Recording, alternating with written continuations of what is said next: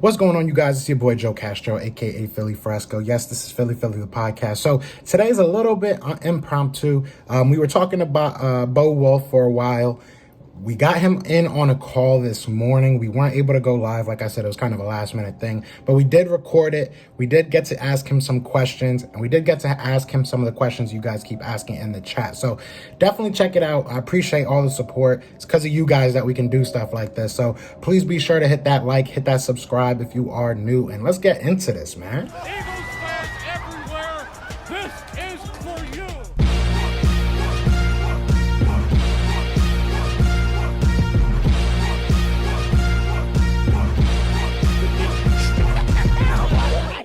Hey, Bo, what's up, man? How you going? doing? How you guys doing? Good. Thank you for taking your time coming on with us, man. We appreciate it. Sure, happy to do it. Definitely. All right, so we'll get right into it. In the interest of time, I know with Eagles, anything can happen at any second. It could happen like any minute, man. Yeah. I know we're all checking our phones simultaneously. So we'll get right into it, man. I know we've heard a lot of rumors. We're hearing a lot of headlines. One of the big ones right now is that Philip Rivers is obviously retiring after a long, illustrious career. So I want to ask you, I see you smile. You probably already know where this is going. So what's the possibility that this kind of fuels a little bit of fire to those Eagles trading Wentz to the Colts rumors? Or is this just, fan service? It might not happen. I think it has to feed into that for sure. I mean, even if the Colts aren't actually interested, the link between Carson and Frank Reich is going to give the Eagles something to sort of seed out there as a possibility, even if it's not true, right? And what's so interesting about the Carson thing is even if the Eagles have made the decision that they want to move on from Carson Wentz, they think now is the time, because if you wait until after this offseason, there's a chance he's going to be even worse next year. He loses even more trade value, and you're still then committed to 2022 money. Even if they want to move on from him, they need somebody to want to trade for him, right? And it needs to be for some kind of respectable return. And in order for that to happen, someone needs to believe he can be a starter, and you probably need two teams so you can have some kind of bidding war, right? So even if the Colts are interested and there's someone else that's interested, at least this way the Eagles can say, yeah, but Frank really wants Carson back, right? So you're gonna have to beat that offer. So it's possible. And the other thing that's interesting now is like what happens if the Eagles end up hiring Nick Sirianni and taking away this guy from Frank Reich. Maybe they're hiring Sirianni because they want a guy who like Frank has talked about Carson so much that maybe this guy is going to like Carson. Who knows? But it's definitely interesting. And like if you want Carson traded, Philip Rivers retiring was like the one domino you sort of needed to see happen before that would happen. Yeah, I agree. Yeah, it's definitely interesting. Go ahead. No, yeah, I agree. I feel like if this was to take place and if everything fell the way that we can not get rid of, but if Carson doesn't want to be here, this is what we needed to happen. Because if Philip Rivers decides to play another year, there might be a chance that he was a Colt for at least one more year, and that would kind of throw it all away, essentially, regarding Wentz to the Colts.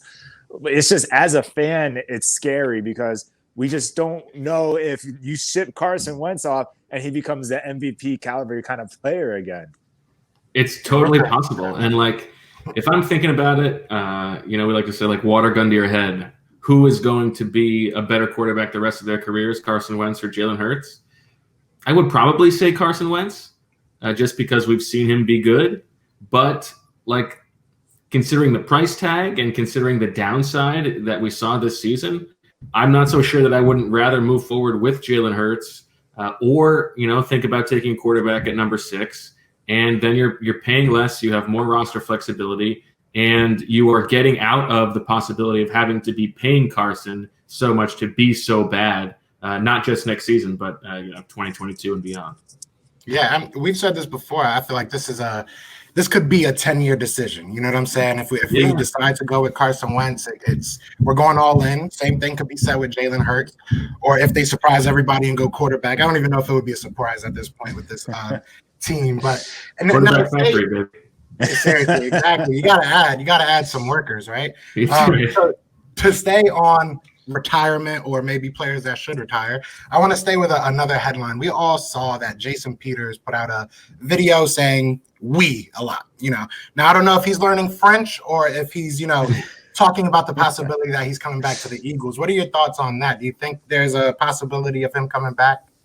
I mean, it's been so long now that I can't. You can never rule it out, right? It's been, literally like 4 off seasons in a row. Okay, Jason Peters is going to retire. The Eagles are going to move on from Jason Peters, and he keeps coming back. So, they might let him go, and then one day he just walks into Jeffrey Lurie's office and says, here's my contract. You sign, I'll sign, and we move on. It's his best friend, right? So, I think it's unlikely, but I would never say never with Jason Peters and the Eagles. Yeah, definitely. I know a lot of Eagles fans are kind of against the idea just because, it might be time to move on. Love the guy, Hall of Famer, but, sometimes it's time to let go, Yeah, he's an all-time Eagle for sure. He's probably the best player the Eagles have had this century, right? But you got to move on. They've drafted all these guys. They need to move forward. It would be insane for them to bring back Jason Peters at this point. It's not even like he's reliable anymore. He's that he's going to get injured probably. So, Jason, they got to say, Jason, we love you. Go chase a ring somewhere else. We're not it for you. Yeah, I don't think he's getting another ring here anytime soon. But so let's stay on the fact of kind of the draft, because we hit on it a little bit with what the Howie and company might do.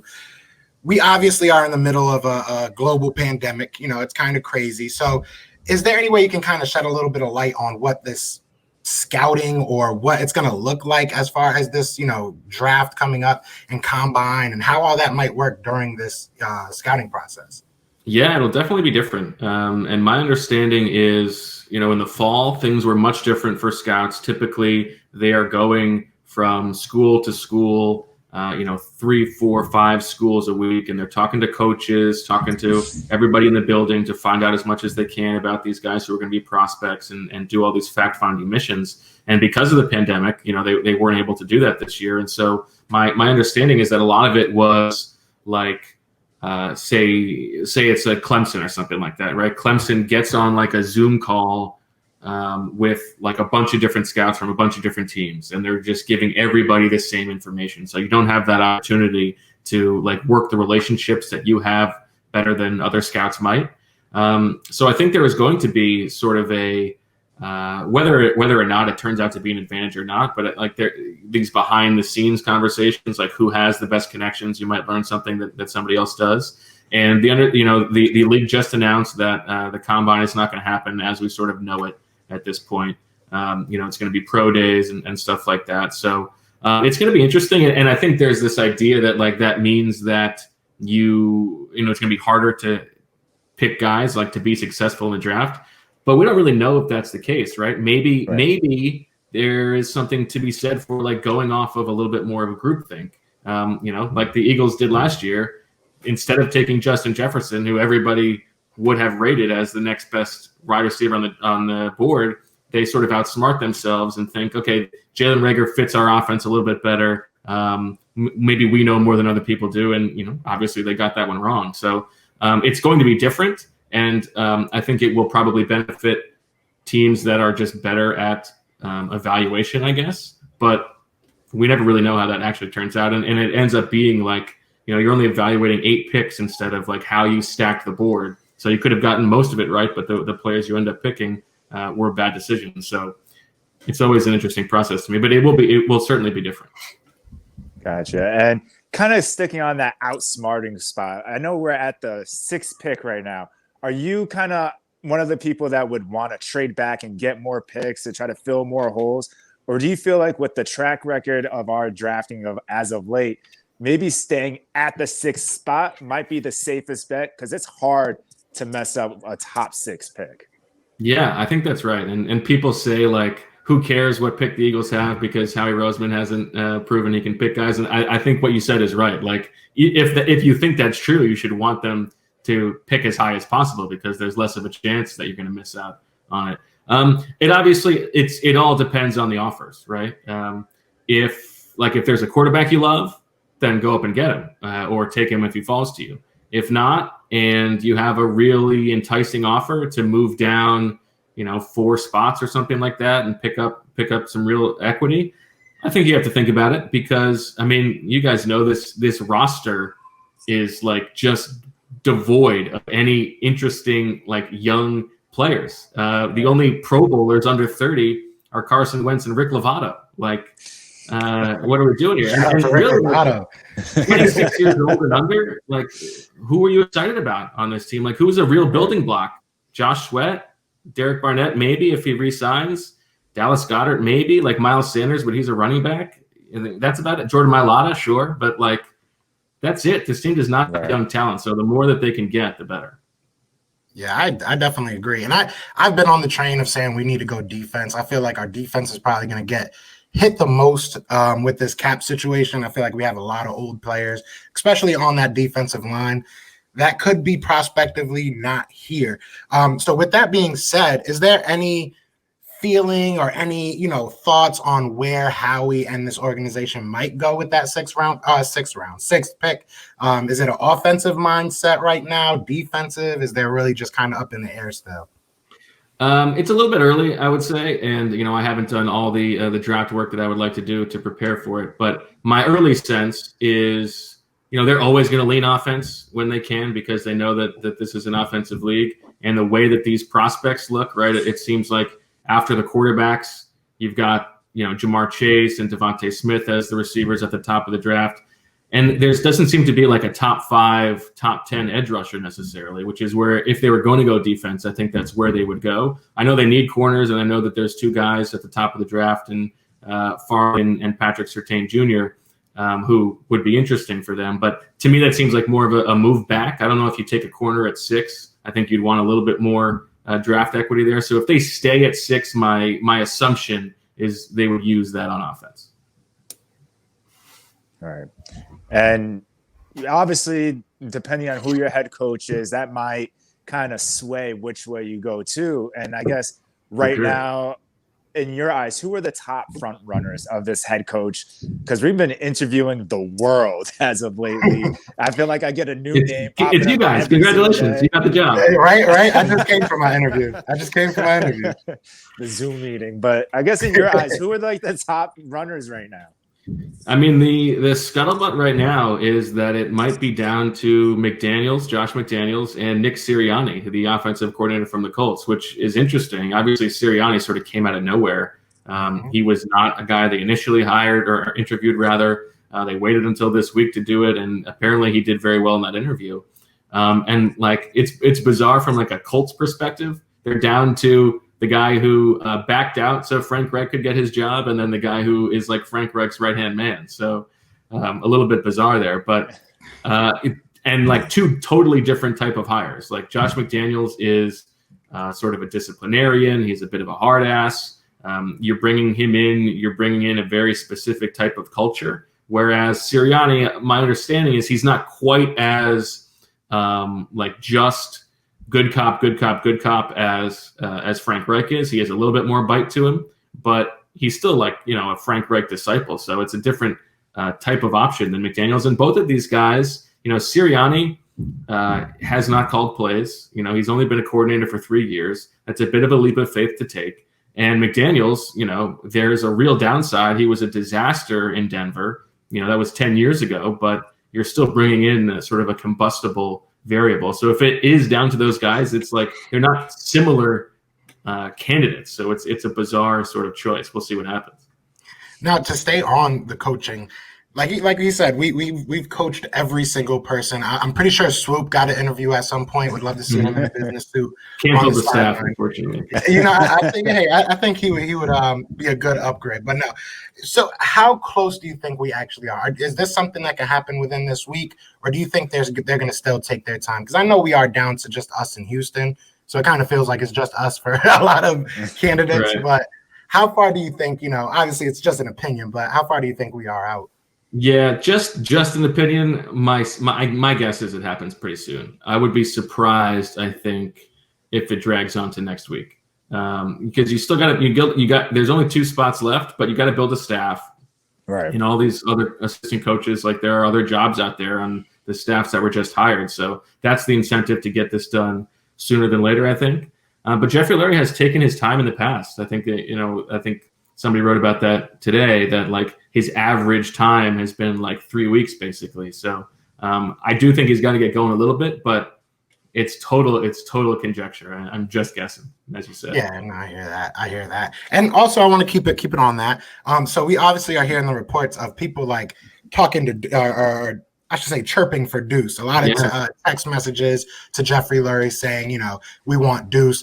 How much water does that actually hold? Is that something that this organization will really look at, or do you think it's kind of just them, them texting him at this point? Do you think they'll really take that into consideration? I mean, I'm sure he takes it into some consideration. I mean, he's not ignoring his players, I would assume. But the Deuce thing is so weird. Like, if you were going to hire Deuce, you hire Deuce, right? Like, you do it right away because you're thinking, this is the guy in the building who we know we want. Like, that's what we decided. You wouldn't need to interview all these other people, I would say. And they've passed, Deuce has been passed over for other jobs in the past, obviously. It's such an odd dynamic, and I sort of feel like rooting for Deuce's career. I want him to go somewhere else. Like, go flourish somewhere else where you're going to be appreciated a little bit more. It's just like it's this dance with Deuce. Like, we've always got Deuce, and then Jeffrey talking about in regard to like the Rooney Rule, that like, we're definitely going to interview Deuce. He's a real candidate. Well, it's going to be a tough sell if you hire like Nick Sirianni, who hasn't called plays and has been a coordinator for 3 years, but you didn't even interview Eric Bieniemy, and like, he's not calling plays and Deuce doesn't call plays. Like, I don't know. It's not a great look to me. Yeah, I agree. We all kind of want Deuce in a sense because it's like the hometown. Like, Deuce has been there through the last 10 years. Yeah, but you're right. It's just like if you go Josh McDaniels, then at least you can say that makes sense. He was a head coach at one point. Right. He's been under Belichick for forever, and okay, maybe we need that kind of hard ass, as you said, coming from the Doug era where it was more friendly. But then if you go the Sirianni route, then that kind of, like you said, complicates things. I never thought of it like that. Yeah, I think all this is gonna play into how this team is gonna look next year, simply because obviously they're Texan and they want him. Our team has not been the toughest as far as mindsets go. So I don't know if, he doesn't get the job and this just puts a fracture in our locker room. That's kind of what worries me the most about this whole situation. But I guess we'll see. I just got 2 more questions I want to ask you, and then we'll get you out of here. I know you probably got a lot to do, but I want to ask you, why the long wait on the head coach search? Is this something maybe more indicative to people turning us down, or is this us just taking our time? Well, I think, part of it is they took a week to make the decision, right? So you started behind the 8 ball, and if you hadn't done that, then maybe you have a chance to hire, a Robert Saleh or even a Brandon Staley potentially, or I guess Arthur Smith too, who I think they did like. But so after that, I feel like once the top candidates go, then there's no longer as much of a rush, and it does make sense to interview as many guys as possible. And I think that is the right approach. Like, interview as many people as possible, even if they don't end up being serious contenders. You might learn 1 or 2 things about the way that they would run a program that you can incorporate. I think all that fact finding is important stuff, and I think like it makes sense. This is an important decision. But yeah, I think a lot of it has to do with the fact that they weren't necessarily preparing to be in this coaching search. I think all the reports are that, Jeffrey Lurie sort of wanted to be able to bring Doug Peterson back, and when he didn't hear what he wanted to hear, it sort of became an untenable option. Man, sucks for Doug. Hopefully, hopefully he finds another job. I don't hate Doug. I feel like a lot of people dislike Doug. I got love for Doug, man. But exactly. It is what it is. Hopefully we find somebody that can, fill his shoes, and we're not in a terrible situation, because I have a lot of Cowboy friends, and I know we won't hear the end of it. So last question I want to ask you is actually from our subscribers. This is something that they keep on asking me, so I have to ask. They want to know, in your opinion, is Howie on the hot seat at all this year? Or is this, just another year in the business for him? I think probably not. And that's not that he shouldn't be, but just what we've heard from Jeffrey Lurie, he was very defensive about Howie in his press conference after firing Doug Peterson. He did not really say that he was accountable at all. And I think the thing to remember, this is not like an exciting thing to hear as a fan, but Howie's job is not, necessarily to put the best team on the field. His job is to do what Jeffrey Lurie wants, right? Like his job is to manage Jeffrey Lurie, and he's very good at that. And if Jeffrey Lurie wants to have a say in things, it behooves him to let Jeffrey Lurie have a say, right? Howie is sort of the ultimate survivor. You have to give him credit for that. He's outlasted 3 head coaches now, and this will be his 4th, his 3rd one he's hiring. And it's hard to really decipher what the difference is, what the space between Howie Roseman and Jeffrey Lurie is in terms of the decision-making process. That said, the track record speaks for itself over the past 3 years. It has not been good. They have held on to players too long, and maybe that's the kind of thing where only Jeffrey Lurie has the information on exactly what was going on behind the scenes. So it's possible that Howie Roseman was saying, we need to move on from some of these guys. We need to get younger. And Jeffrey Lurie was saying, no, I want to give it one more shot with this Super Bowl roster. That's possible. And if that's the case, then if you're Jeffrey, you would recognize that Howie was thought he was making the right decisions, but he was doing what you thought was best. So my sense is no. But the flip side to that is if they bring in McDaniels, that seems to me like the kind of pairing that could bring things to a boil at some point over the next couple seasons. I don't think those 2 guys are necessarily going to just put their heads down and go to work. I think there's going to be a lot of difficult conversations. Should be interesting. I mean, this offseason is not going to slow down. Once we get that notification of who the head coach is, I know you'll be very busy. I know we'll be very busy, but it will be fun. Listen, Bo, I appreciate you coming on here so much, just taking the time to talk some Eagles with us. Sure, man. Guys. Thanks for having me. Definitely. We'll do this again. Hopefully things slow down after we hire a coach, and I'll connect with you again, and we'll get you on here again, man. And then we'll trade Carson, and then we'll be back at it, yeah. Exactly. Well, we're going to have a whole bunch of storylines. Before you do go there, you're at The Athletic, right? Can you tell everybody where to find you? Yeah, The Athletic. Go to theathletic.com/birdswithfriends, which is our podcast, and you can get a good deal, 40% off. So I would recommend that. And you can follow me at Twitter at Bo_Wulf, and listen to our podcast, Birds with Friends. Definitely. I'll have all the links in the description for his podcast, his YouTube, his Twitter, excuse me. So again, thank you so much, man, for taking your time. Of course, guys. Thanks for having me. Thank you. Have a great one, man. You too. Yes, sir. So thank you, everybody that, tuned in, watched. Appreciate everybody. It's because of you guys that we can do interviews like this. Other than that, tonight at 6:30, we will have Dunn and Drew on for the first pick of the NFL draft. And Brandon, we were talking to them on Instagram, and I'm not going to spoil it, but it might not be the pick we were all expecting. So this should be interesting. It should be interesting. We'll see. But hey, anything can happen. So I know we both got to get back to work, but I appreciate you, Brandon, for coming on here, taking your time. But other than that, y'all know what it is, man. It is Fly Eagles Fly, and we are out, y'all. Peace.